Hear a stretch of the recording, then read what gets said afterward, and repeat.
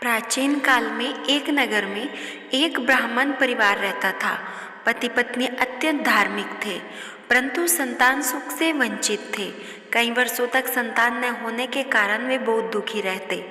एक दिन ब्राह्मणी ने अपने पति से कहा, स्वामी, जीवन का क्या लाभ जब संतान ही नहीं है। आइए हम किसी तीर्थ पर जाकर भगवान से प्रार्थना करें। दोनों तीर्थ यात्रा पर निकले। रास्ते में उन्हें एक बूढ़ा साधु मिला।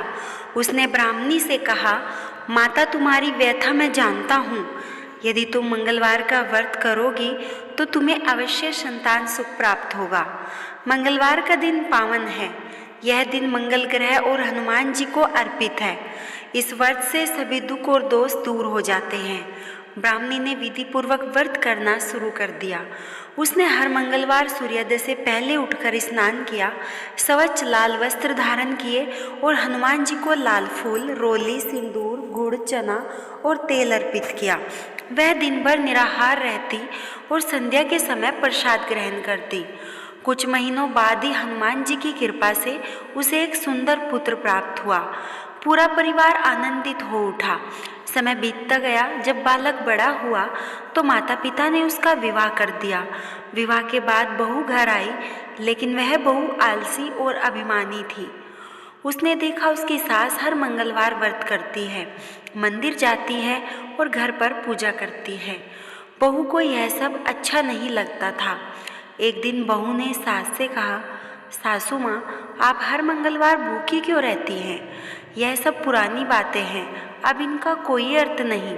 सास ने बहू को समझाया, बेटी, मंगलवार का व्रत करने से संतान सुख, धन समृद्धि और मंगल ग्रह की कृपा मिलती है।